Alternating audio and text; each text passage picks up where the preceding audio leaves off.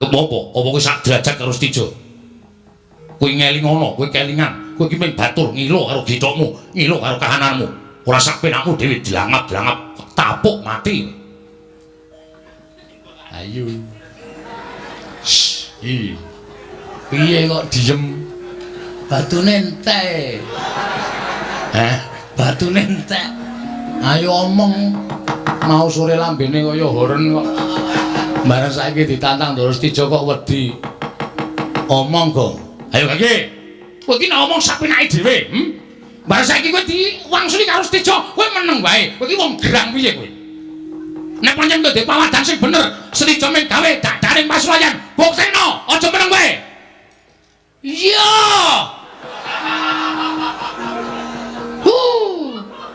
Kene iki deg-degane, malah dikeplaki.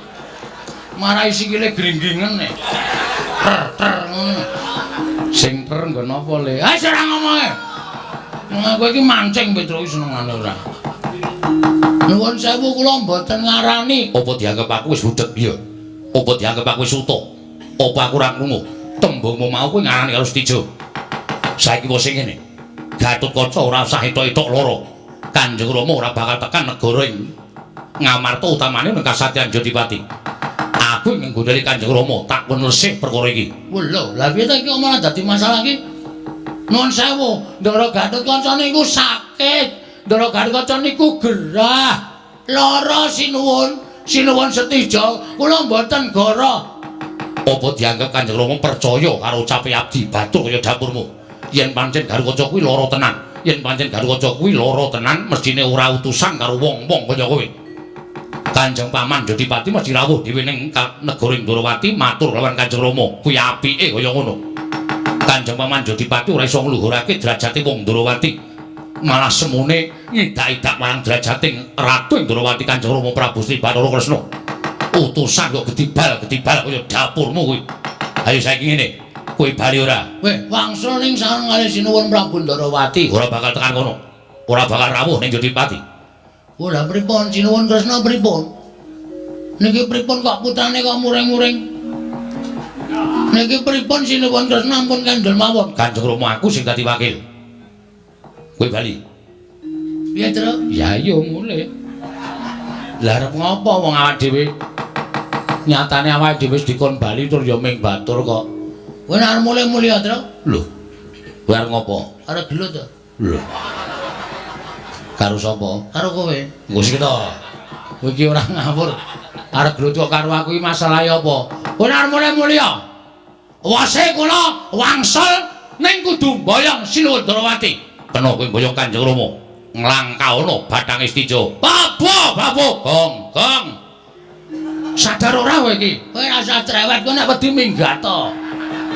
Wis tak tandangane dhewe. Apa rumasane padake Bagong iki wong cilik, wong loro saudon telu saurupan. Urung tau ngerti lakon Bagong gugat to.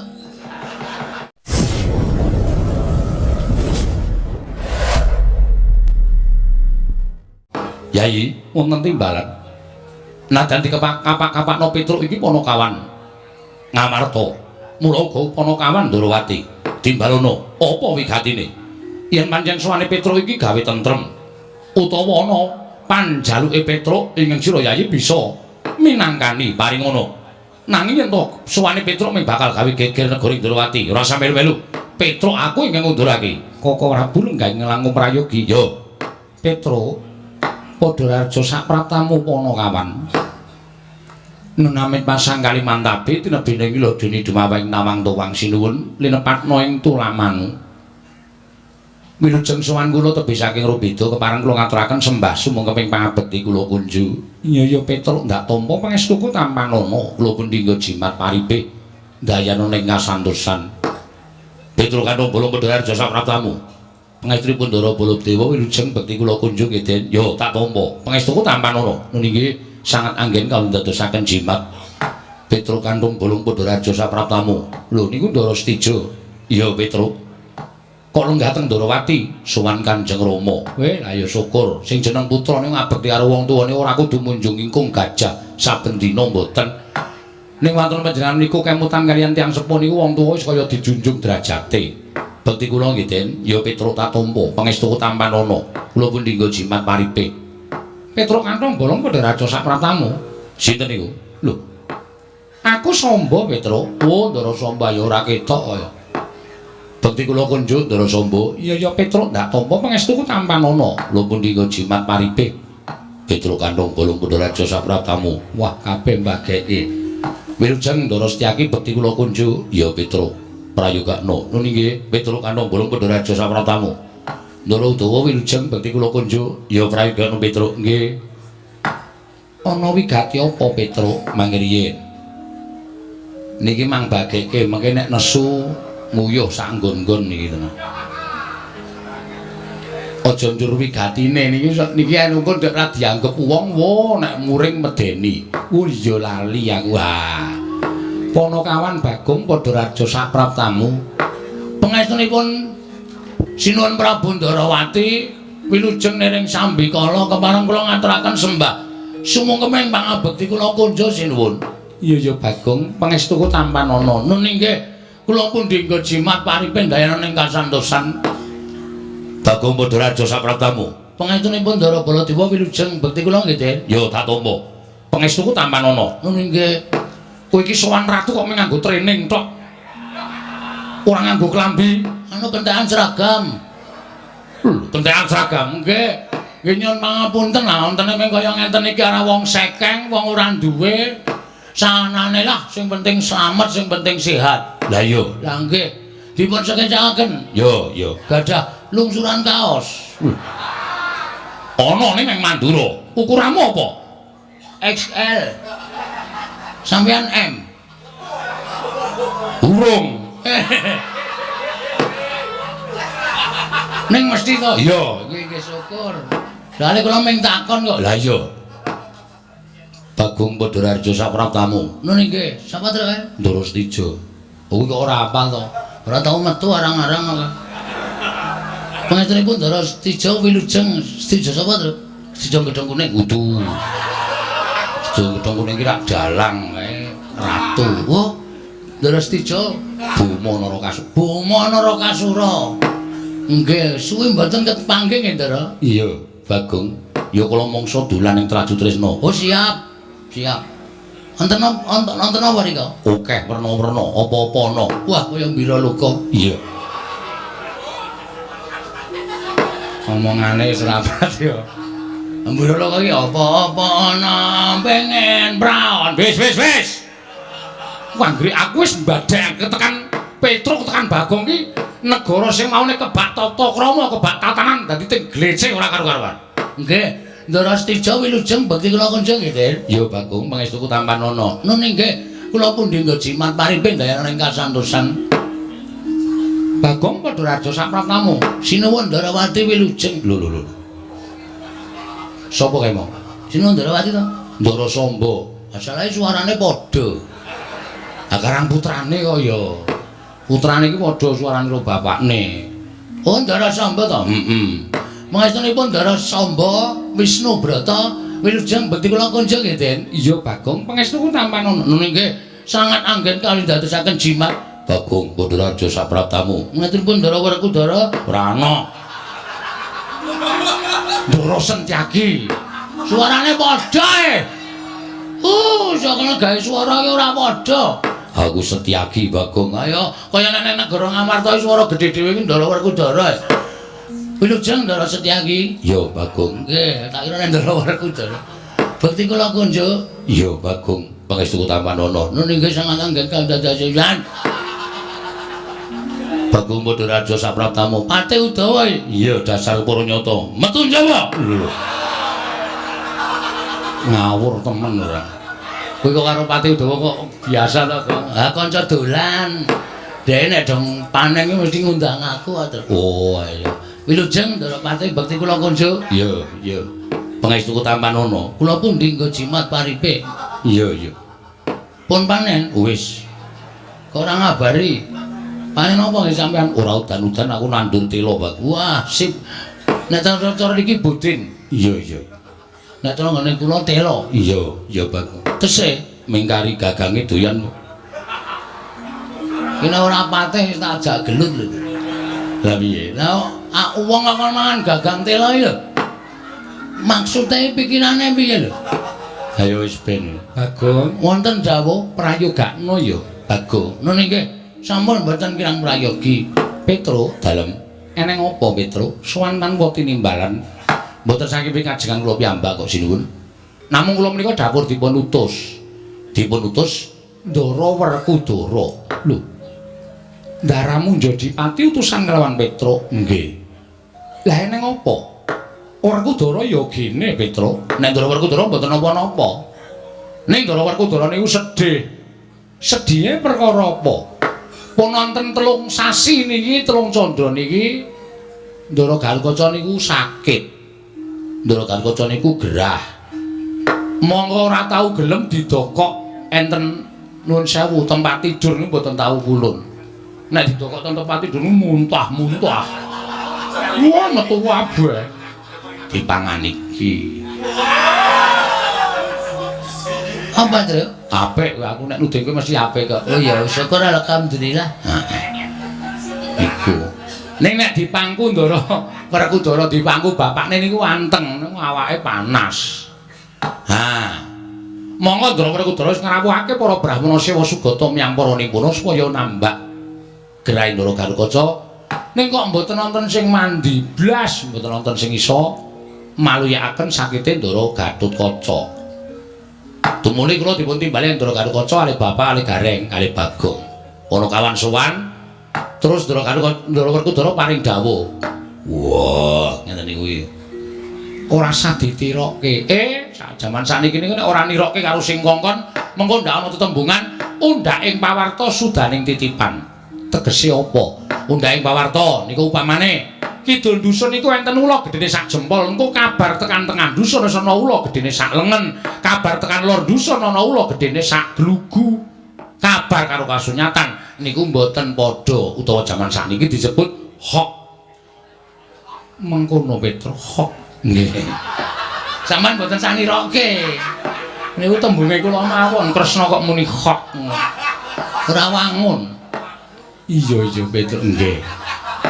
Sudaning titipan niku malah wonten bangsa mriki menika sampun dados adat budaya.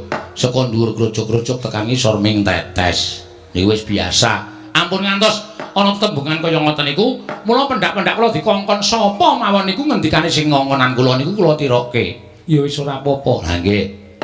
Petro, ngoten niku. Sing dintang pertama kali Semar ndi? Semar terus matur.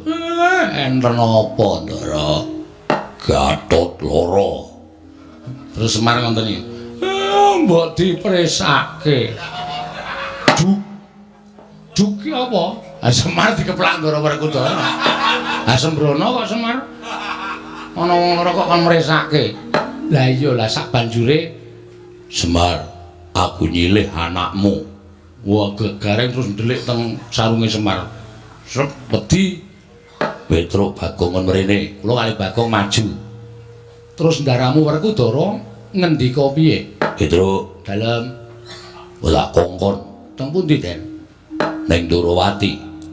Sowan Kresna kakangku, sowan Jlitheng kakangku. Kuwi gatose kandha nek Gatotkaca lara. Kresna kon rawuh mrene kon tekan Njodipati. Kresna ora iso nambani Gatot, ora usah ngaku titising Bathara Wisnu, ora usah ngaku titising dewa. Aja ngaku bujangganing Pandhawa, aja ngaku suwing para Pandhawa. Lan ora sudi ngaku kadang tuwa karo Ratu Ndarawati. Ngoten niku. Sejine kowe ya, Kang. Ata, Kang. Ketoke ora ngono ya, Mas. Kok senengane ora kompak kok kowe mboyo kompak. Wong ki jujur.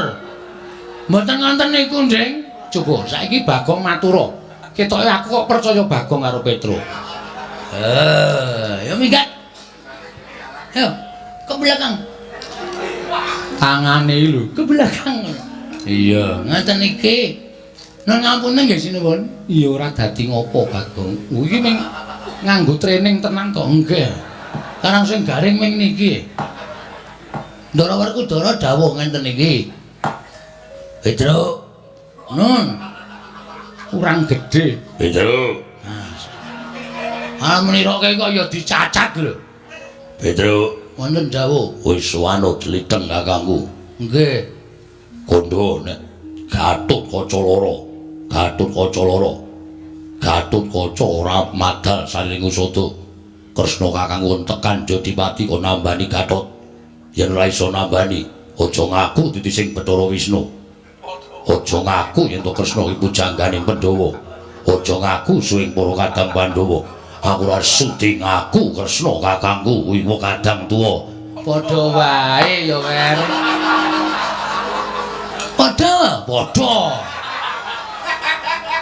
Asem e. Nek ora ana kata-kata sing beda, ora ana wis ngono kuwi aku mau ngono kuwi. Gosek. Iki aku nek suwe-suwe mangkel ajar kabeh. Sing apik. Sing bener piye? Ha, saiki sing bener piye kok? Nggih ngoten niku. Lah tegese padha wae karo Petro. Padha. Hahaha, cengelmu kuwi ora. Nggih ampun nesu, wong ora sok nesu. Wong nek umure dawa aja sok kokean nesu. Ngoten? Dados niki kula kalih Petro sowan teng negara Ndarawati ingkang wigatos mboyong lan sinuwun Prabu Ndarawati rawuh wonten ing Jodipati nggih kasatyanipun Ndara Werkudara. Sakniki ugi lho. Iki aku lagi nganakake Pasewakan Agung Bagong. Bubarke. Dirampungi dina iki uga. Dilereni sinuwun Ndarawati kula boyong wonten kasatyan Jodipati. Amargi Ndara Werkudara wanti-wanti. Ngenten iki. Petro. Karo kowe Bagong. Nek kanthi kowe tekan kene ora gawa Kresna, tugel gulumu. Lho, piye? Apa ora medeni? Omong dikongkone kok tugel ndase. Wis, nek kula ora anu sowan teng kasatyan Jodipati mboten sareng karo panjenengan, kula mesti tugel gulune. Aku tak takon karo kowe. Nggih. Gatotkaca iki lara tenan. Saestu. Diinfus kok. Lho.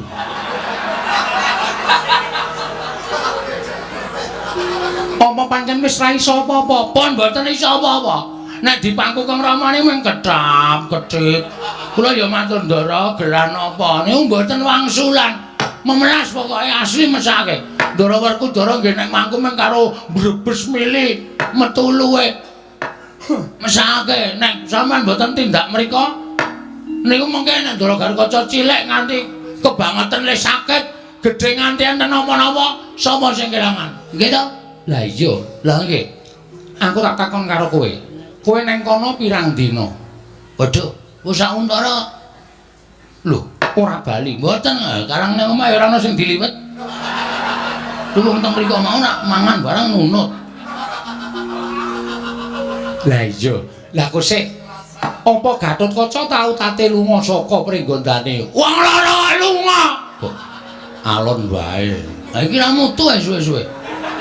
Wong lara kok lunga iki piye maksude lho? Nuwun sewu lho, panjenengan ya ratu. Panjenengan ya Nalendra. Panjenengan kok ngendika sapenae dhewe ana wong lara kok lunga niku. Akal-akale wong jenggo mlaku sirahe buyer kok. Kon lunga. Merga iki eneng perkara Bagong. Napa? Setija sowan. Ha nggih. Terus Setija matur karo aku. Matur napa? Yen bojone Setija ilang. Lho. Bojo kok ilang lho. Piye ta iki? Monggo Setija matur karo aku, ilange ana sing ngerti dicolong. Dicolong napa? Dicolong wujude Gatotkaca. Wah, lha iki gawe masalah iki. Truk. Tur.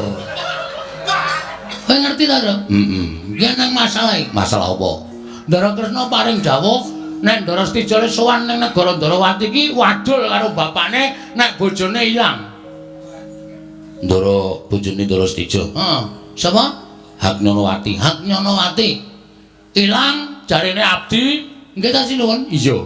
Sing nyolong blegere kaya Gatotkaca. Lah iki nang kene iki lha kok dadi kowe sowan ngandhakne Garukaca loro ki rak bingung rasaku to. Berarti sampean ndakwa Ndara Garukaca niku nyolong Dewi Haknyanawati.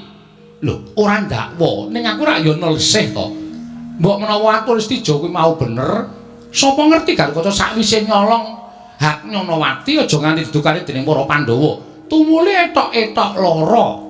Supaya aja nganti kawistara yen to lagi wae bar tumindak ing ora prayoga ya kuwi nyidra garwane anakku Setija Bama Narakasura. Terus piye nesu ra iki? Rasase. Nek nganti nesu malah dadi perkara iki mungsuhe abot-abot ya, Pak. Nek kowe nesu mungsuhe Ndara Setyaki ya wani ya terus iki. Ora wani to kowe? Ya nek kepepet wani. Ndara Setyaki lho. Pangriyen lho, sampeyan ampun ngawur. Ndara Gatotkaca niku wis ana luwih saka 3 sasi luwih 10 dina. Niku sakit tenan. Kula tak nyuwun pirsa, Ndara Setija niku le apa jenenge bojone ilang ya apa? Ya apa wancine? Wancine apa? Setija wonten timbalan. Kapan Haknyanawati murca saka negara Ratu Trisna tigang dinten kepengker. 3 dina wingi, Tru. Ndara Garukaca lagi parah-parahe kuwi ya. Agar di rongsen. Dirongsen wae. Petro, nun. Sesuk meneh iki nek suwane ndi-ndi ra sanggo Bagong. Aku wegah suwe-suwe krungu tembunge wong iki. Anggepe kok kraton dianggepe diangkane napa piye? Omong pating clebung sapenake dhewe. 3 dina ora mungkin. Ndara Garukaca lagi parah-parahe. Niku sing gawe masalah putra sampeyan niku ming padune sengit karo Ndara Garukaca, padune ora seneng karo Ndara Garukaca, terus ngarani Ndara Garukaca nyolong Dewi Haknyanawati. Bojone Ndara Garukaca niku luwih ayu kok. Dewi pergi mati. Anu sapa, Tru? Sapa? Tariem Du. Sapa ta? Aku kira garep eksis. Dewi pergi kok. Dewi pergi kok luwih apik luwih ayu kok. Ndara Garukaca kok direwangi nyolong bojone liyan. Saru monggo Ndara Garukaca menika Nalendra. Niku Prabu Setija sing pancen ora duwe rasa seneng karo Ndara Garukaca, gawe masalah karo Ndara Garukaca. Didakwa nyolong Haknyanawati. Ora mungkin. Wah, iki ngene iki aku sing ora seneng kok. Njur sampenake dhewe. Kang putra niku kudu ditelisih, kudu ditakoni bener lan orane. Sampeyan aja ngewatoni isa nampa. Ngendikane Ndara Setija ning ditliti Traju Trisna. Haknyanawati ilang napa mboten? Ya nek ilang tenan terserah. Nek ora, ramen bribek gawe masalah to sinuwun.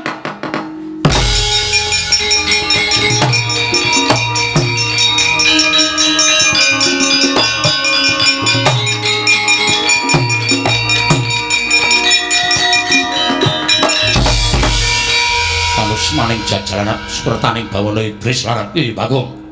Waduh. Tru mudhar. Kapokmu kapan kowe? Wis ngono kuwi arep piye coba? Aku senengane nek omong cangkeme ora tau iso direm kaya wong kendel-kendelo. Saiki nek diadu arep ngono iki piye? Bagong. Wangsulan Bagong. Nun. Kowe ngerti derajatmu ya apa? Kere. Kowe ming Panakawan, kowe ming batur, kowe ngarani yen to Setija kuwi matur goro karo Kanjeng Rama, anggepmu. Apa kira-kira aku wani ngungguli panguwasaning Kanjeng Rama? Apa ingkang ndak lakoni mau pancen kepara nyata Yayi Dewi Haknyanawati ilang. Mongko aku entuk pelapuraning para abdi sing nyolong blegere kaya Garukaca. Lah kok dadi kowe malah ngarani yen to aku sengit karo Garukaca tu mulih aku golek cara supaya bribek-bribek ngurupake genening memungsuhan karo kadangku Yayi Pringgodani. Ora ngawu gawar ngawur. Cangkem batur kok ndrewili karo grojogan. Anggep apa? Apa kowe sak derajat karo Setija? Kowe ngeling ngono, kowe kelingan. Kowe iki mung batur ngilo karo githokmu, ngilo karo kahananmu. Ora sak penakmu dhewe dilangap-dilangap tapuk mati. Ayo.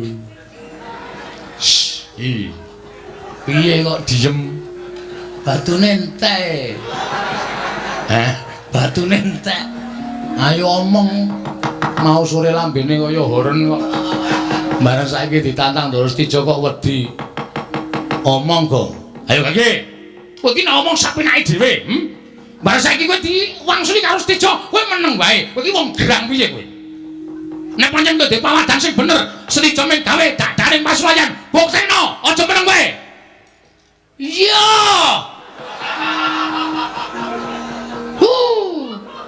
Kene iki deg-degan malah dikeplaki.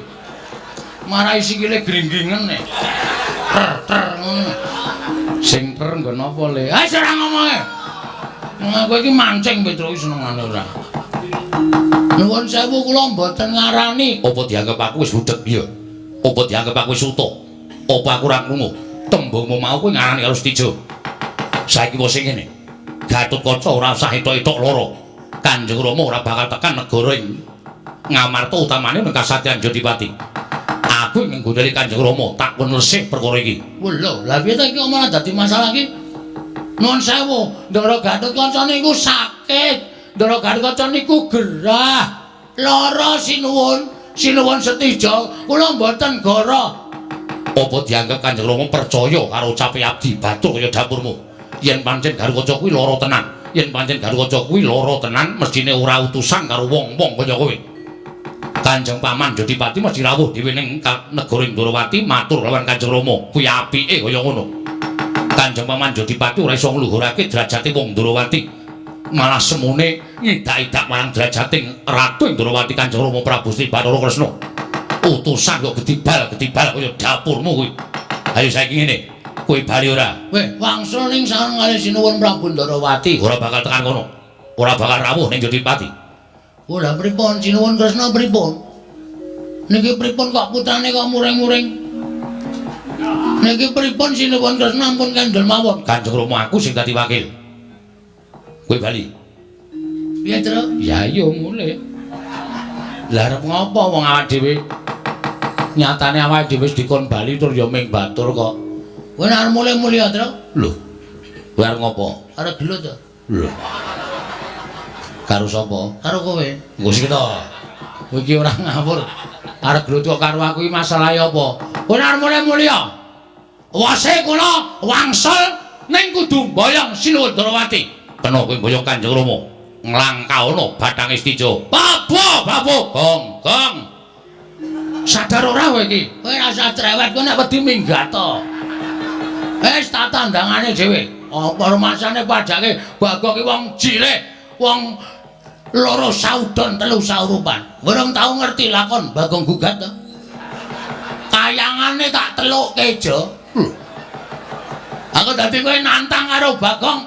Nek aku ora iso nggawa Ndara Sinuwun Ndrawati mboyong Sinuwun Kresna tekan Jodipati aku ditugel gulune mbangane mati kodhok ning Kasatriyan Jodipati mati ning kene tak wujuti. Yen ngono kowe wani karo aku. Sing tak wedeni apamu?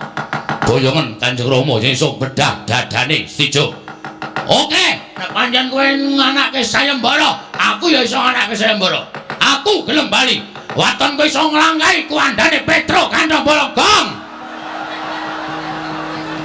Ajar lho iki ora melu-melu kok kon dilangkai kuandane. Piye sip to? Sip dungkulmu mlocot ora. Wani ora? Oh, nglangkai kuandane Baladewa. Cenggele. Sapa-sapa ditotohke.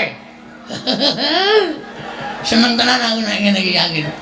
Asli aku mbok ora bayarane puas aku pokoke. Wes yakin. Bombong atiku. Nek pancen nantang karo aku ayo metu njaba. Ayo metu njaba wani kowe. Mesti ra wani kowe. Oke njaba itu dosa. Aja sok ditak. Aku tak antem sirahmu mudhar kowe ora.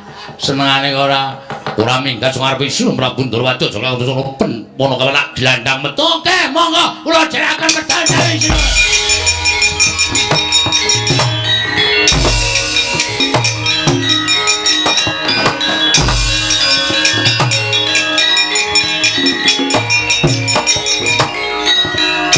Ngantos kedadosan kados mekaten lampanipun kula sampun batin Petro kaliyan Bagong sowan menika estu-estu dipun utus dening pun Werkudara. Lah iya nanging puguh Stijo ndak po yen to Gatotkaca ing nidra kelawan Hak Nyarawati. Yai perkara iki aja nganti gawe geger. Wirang bebarang saru diluluh ing atase Wadyabala Trajutresna mengko nganti peperangan kelawan Petruk apa dene Bagong.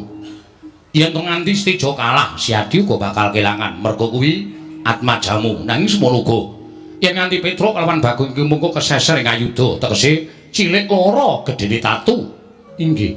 Si Adi uga bakal nampa pitakonaning kadang-kadang para Pandhawa. Kasinggihan mekaten, Setyaki wonten timbalan. Mara ndak utus aja nganti dadi daretah ingkang gedhe. Atmajamu Stija Bama Narakasura pringgakna ingkang luwih becik ya Dimas. Iki ngestaken dawuh.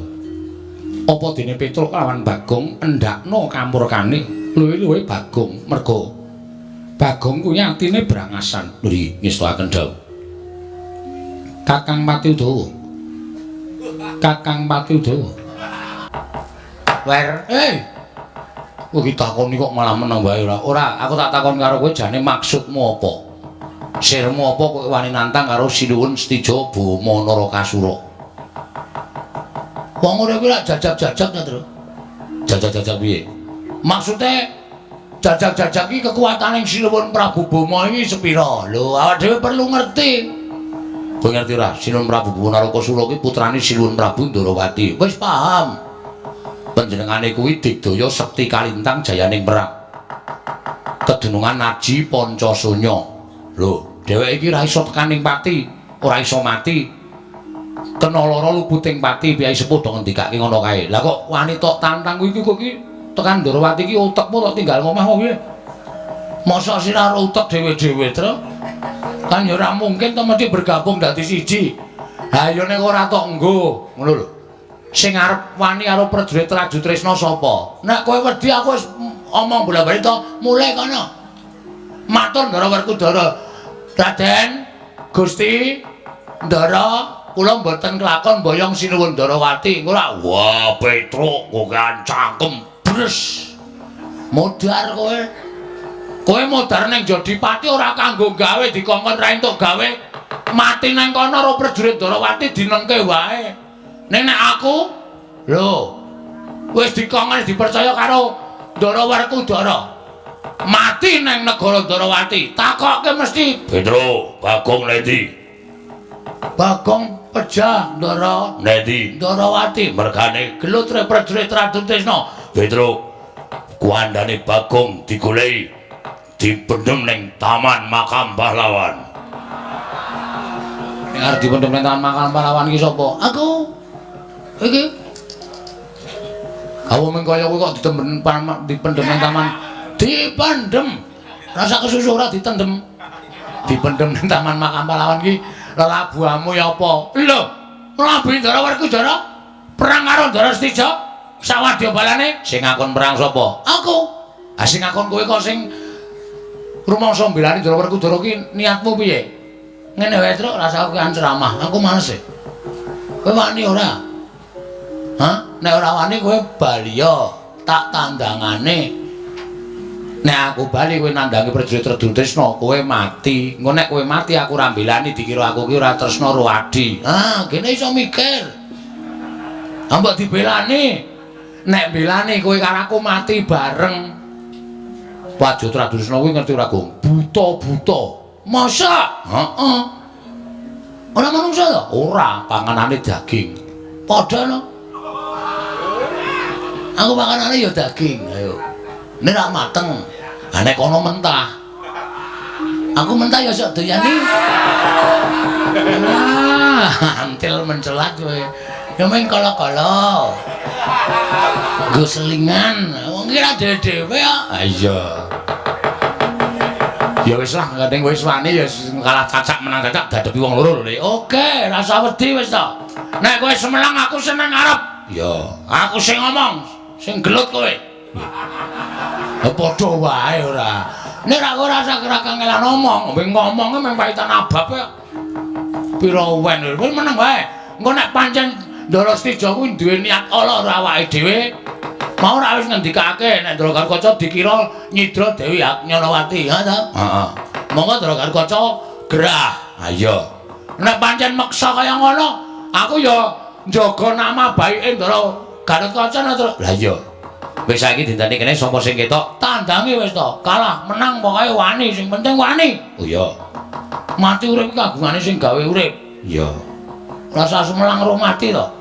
Wong semene akeh iki mung do antri modar tandane.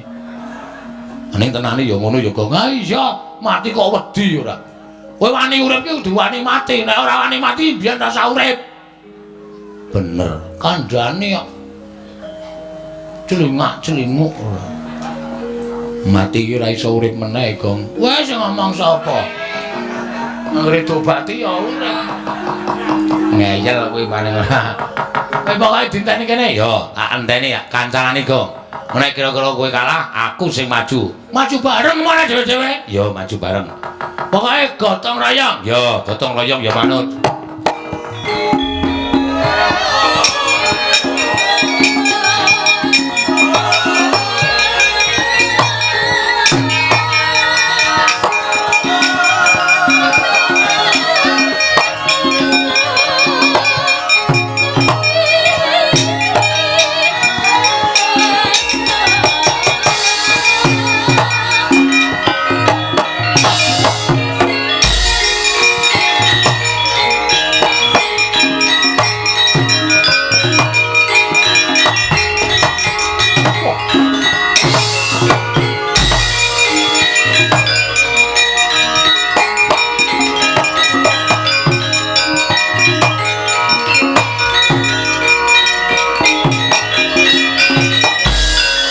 Sapa iki, Tru?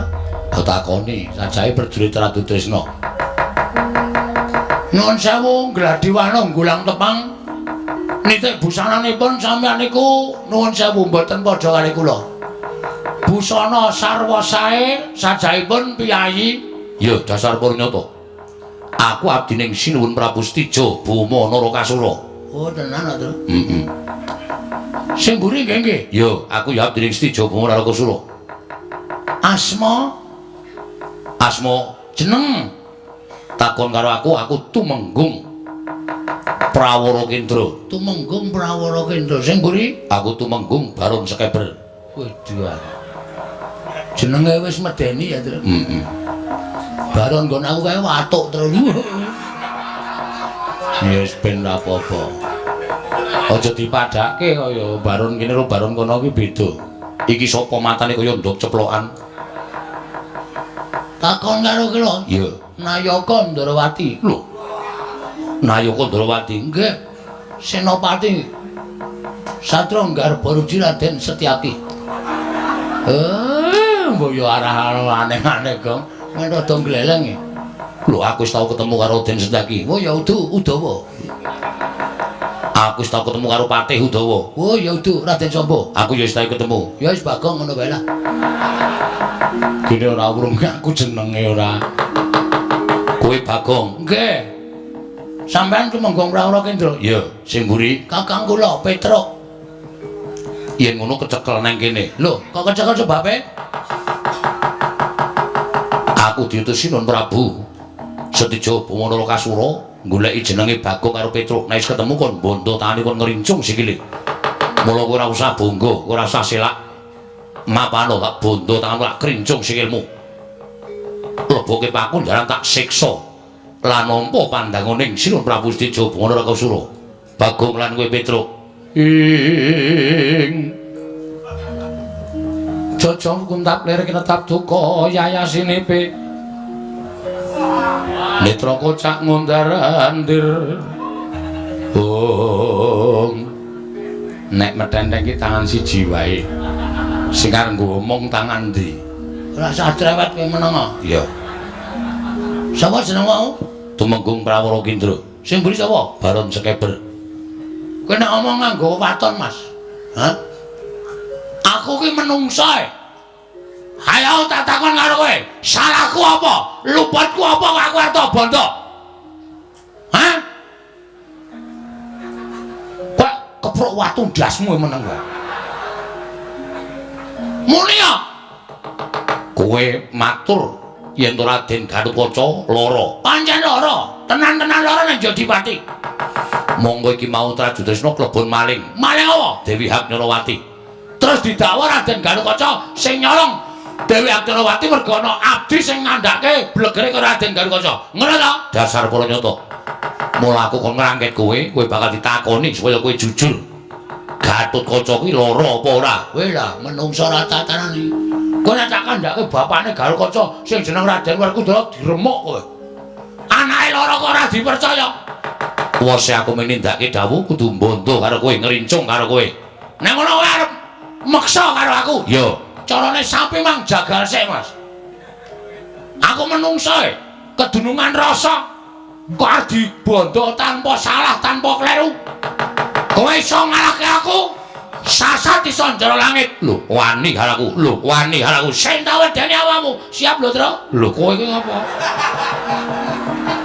Kowe iki ngopo ya? Aku mung nantangke kok. Wani lho rasa wedi. Oke, rasa semelang wis kebacut kaya ngene kok. wani karo aku. Sing tak wedeni awakmu. Leno pangelok tebak danemu ning marganing patimu. Tinjung akhirat nyawamu. Ora-ora ki, Nduk. Barat sekemben. Piye? Kowe ngerti aku iki asline sapa? Aku ki Bagong. Bagong ki sapa? Bagong ki anake Semar. Wis ngerti Semar lho. Urung. Waduh, cilaka iki. Ki arep medeni piye ora ngerti Semar ya, Tru? Ayo ora usah diwedeni terus bres-bres ngono wae. Oke, maju. Dibantanganku ora nglinding dasku. Dasmu. Tak gurone kowe. Pecah siramu. Kene margane matimu, Pak.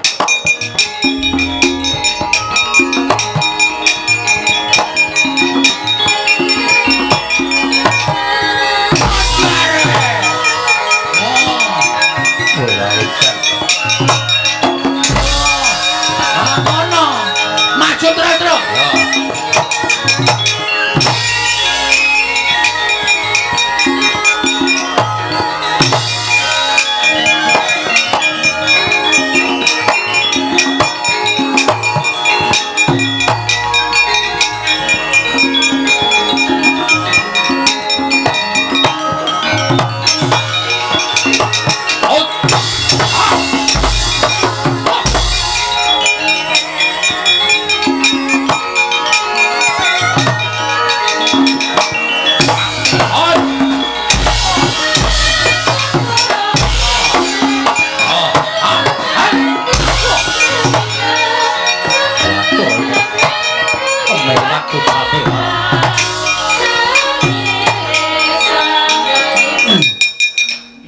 Ya kurang sithik iki men kari pucuke.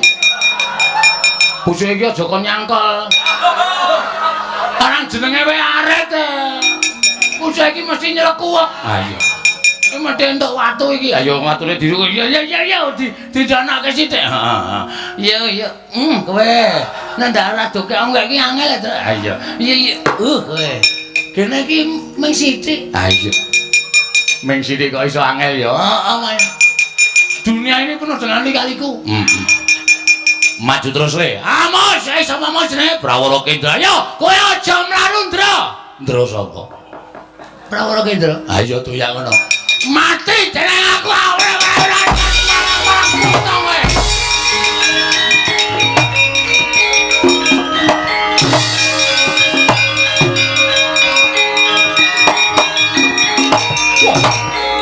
Biar kowe. Biar ora apa-apa. Biar. Biar.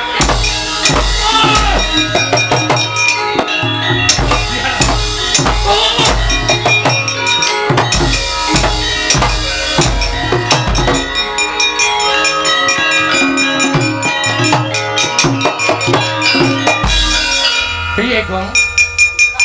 Mumpung nggawa arit kok nglesak. Ketonyo terus endasku terus. Asu. Lah ngopo? Aku nggawa arit kono nginceng siraku dis. Anggere tak antel minggat. Ora kena. Pantone dis anggere tak antel minggat. Suwe-suwe ra ya buyer. Ayo. Nglecak dhewe aku. Mulasa nek perang ki penuh kudu iso endo. Kaya aku mau lho, tubruk ngiwa endo nengen, tubruk nengen endo ngiwa. Kono. Nek diantem endo aja meneng wae. Siap. Sehat to? Sih. Aja kuwatir. Go meneh arite maju meneh kok. Sesek meneh. Ora apa-apa. Aku jane ngene iki sok mesake sing nabur lho. Lah iya. Lagi omong dicek-cek dlantang. Mesake kanca-kanca. Ora apa-apa. Kanca-kanca ki pancen apik nek disiksa kok, Go. Oke wis ora masalah ya, ora masalah. Ayo, Ket, kajian dening aku ya, Ket.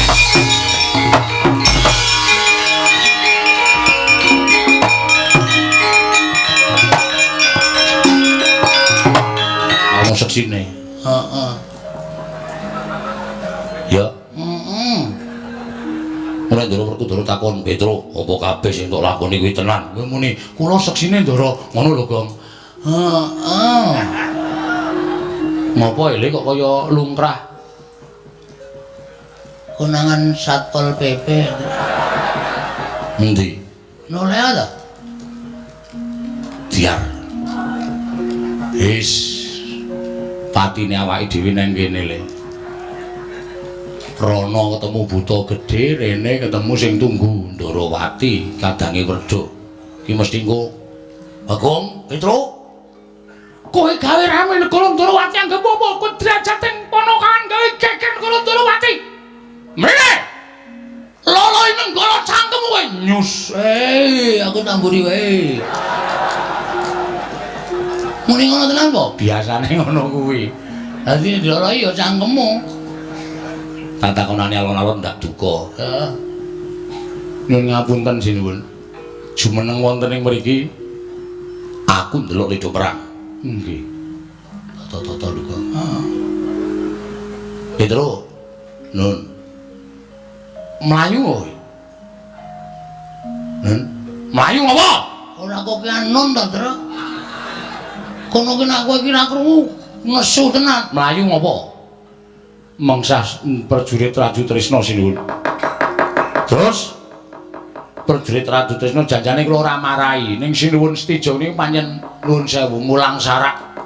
Kula sajeng bali teng Jodipati kok prajurit Raju Trisna metuke kula Petro Bagong dipontotane krincung sile disiksa takoni Garutkaca lara tenan apa ora? Sing muni ngono to. Ndara Stijo dawuh kalih prajuritipun, ya Gong. Aku ora ono Mas kuwi. Sing jingik ning ngarep mau sapa? Kok muni ora ana? Nggih, pancen leres ngonten. Terus kok mlayu ngopo? Sing maju buta gedhe. Buta gedhe sapa? Sapa Gong? Gong? Sapa to? Kowe sing apa to? Adipati sama Minarjingga. Adipati Yayagriwa. Adipati Yayagriwa sinuwun. Lho. Nek ngono Stijo ning negara Ndarawati iki nggawa prajurit pirang-pirang. Nggih. Nek perkara karo dibantu karo Stijo aku ora melu-melu. Nek prajurit Raju Trisna melu-melu gawe keken negara Ndarawati, aku ora trima. Hati-hati kok, hati-hati kok. Aku tak lunga sih ya, Tru. Nek diloloi lenggala, dadi diloloi kowe. Nggih pancen mekaten sinuwun. Pancen leres mekaten. Lajeng kersanipun Nek kowe nganti mati aku kelangan. Nek Stijo sing ngajar kowe aku meneng wae. Mergo perkarane karo Stijo nek prajurit Trisna melu aku ora nrimake. Oh, nggih. Tan trimanipun ya aku tak ajari. Ya. Estu napa? Iya. Ah niki wonge. Yayagriwa. Krungumu apa? Goblok kowe iki. Bagong tak ajari. Muni ngono kok. Aku salah apa, Tru?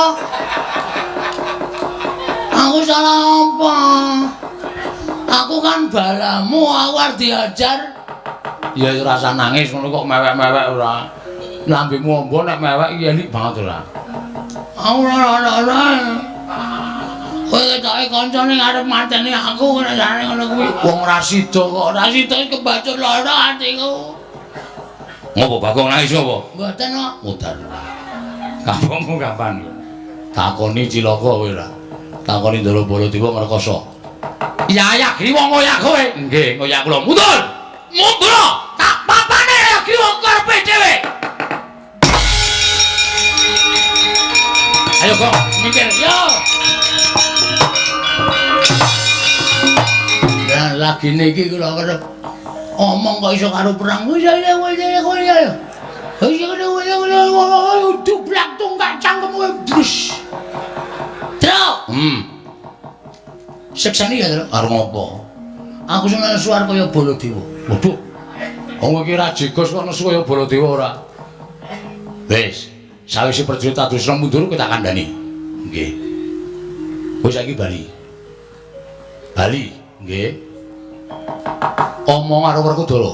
Oh nggih, terus yen to Nyai Prabu Ndarawati lagi jibek penggali. Merga nampa ature anake larang ya wis dijaba Mandara Kasura. Yen to Hatnyanawati bojone Stija dicolong wong. Ora kok jeneng Baladewa karo Nyai Prabu Ndarawati ngarani Garkaca ora.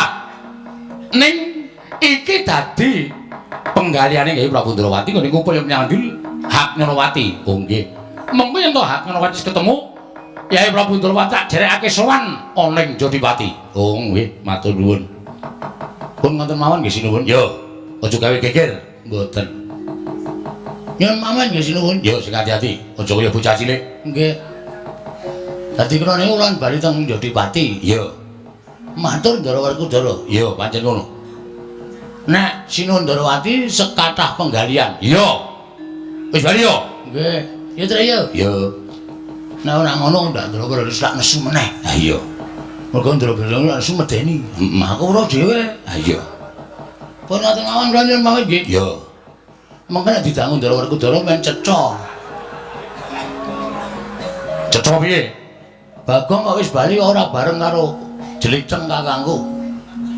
Mergo Sinuwun Ndarawati kathah penggalian. Lah iya.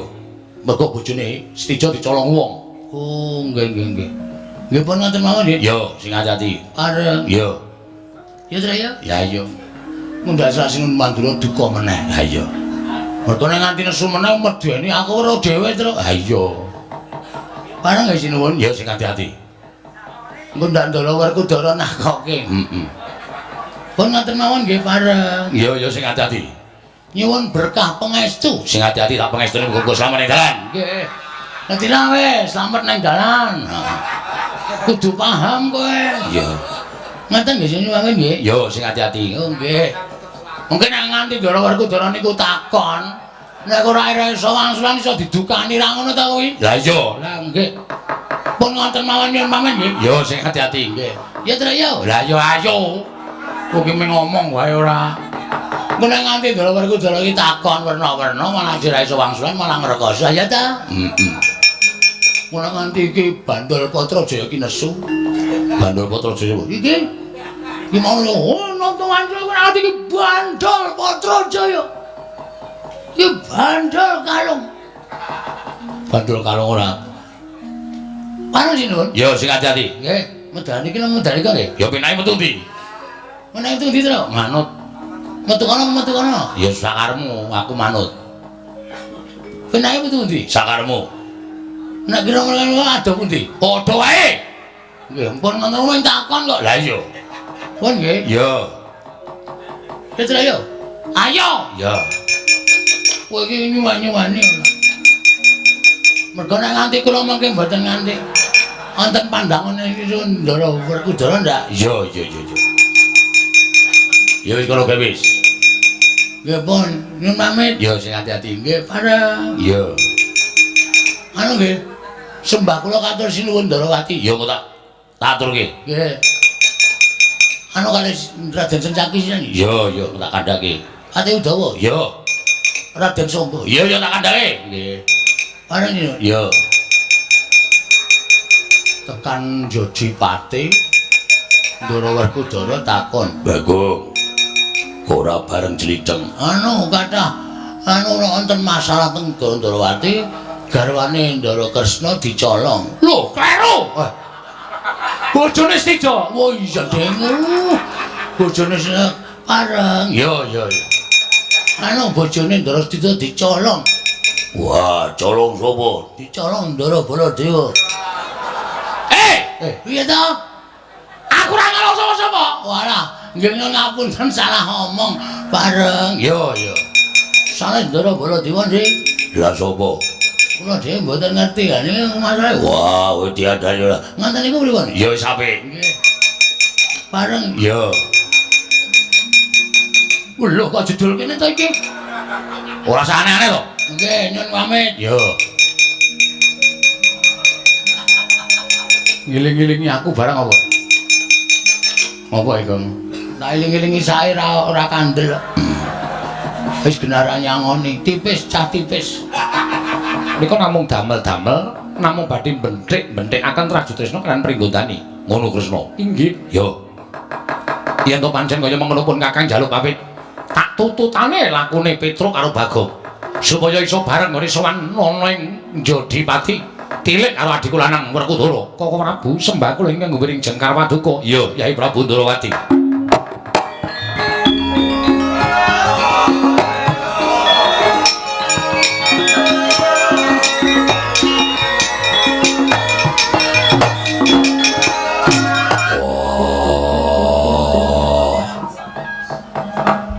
Buli kakangku rawuh ning Jodipati, aku ngaturake basaku katura. Yo, Werkudara ndak tampa. Ora liwat pangestune pun Kakang Tambanana. Ndak gegem dadekake jimat. Sinuwun mandura bekti kula nggih Den. Yo, Kakang Semar ndak tampa. Ndara bekti kula nggih Den.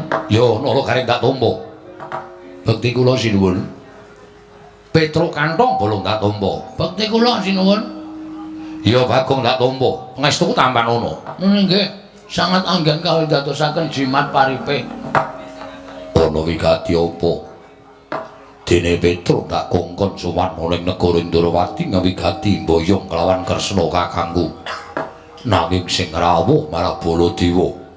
Wah, yen pancen ana bab ing bakal mbok ngendikake kelawan adimu Jodipati. Mara kage paring dawuh. Werkudara, boleh kakangku piye?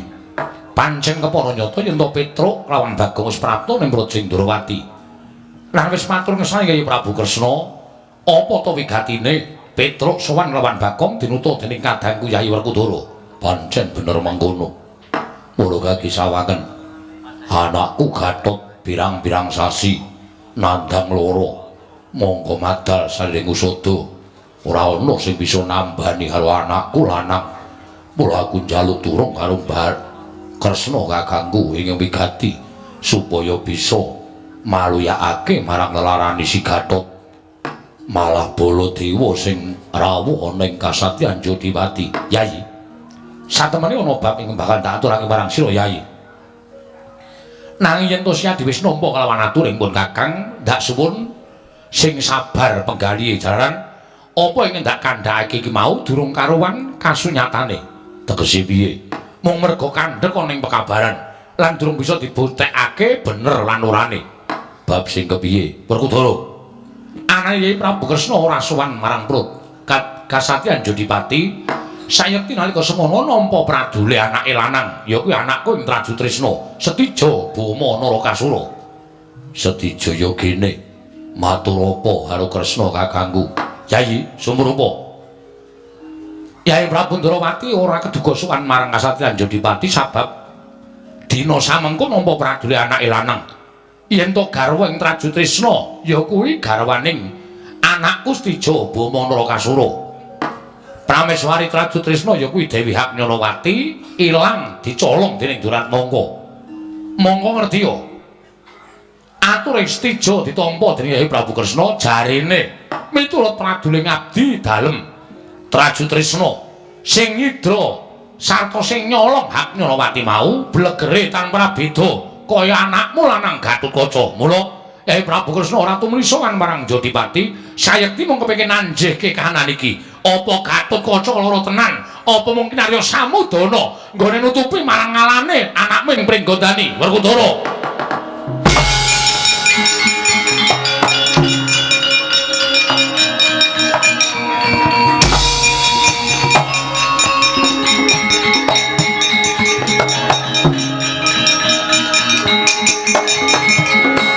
Wah, menungso ratatanan.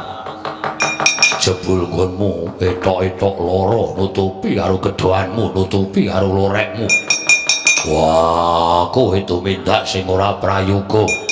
Gatotkaca mirang-mirangke wong gerang kowe ngorek-orek marang pasuryane wong tuwa ora bakal ilang selawase urip.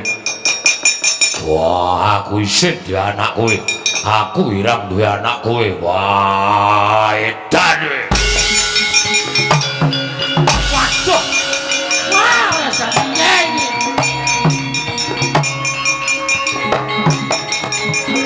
Niki nek nganti wonten napa-napa sing tanggung jawab sampean lho. Ndara Werkudara ngajar anake lanang kaya ngono. Lagi lara duncalke, sirahe dicandak dikeproke teng jlambrah nganti maklotak suarane terus ditendhahi kaya ngoten nika. Pak kae piye Pak? Petro ndaramu kae elingno, Bagong aja meneng wae. Ha, ayo ayo.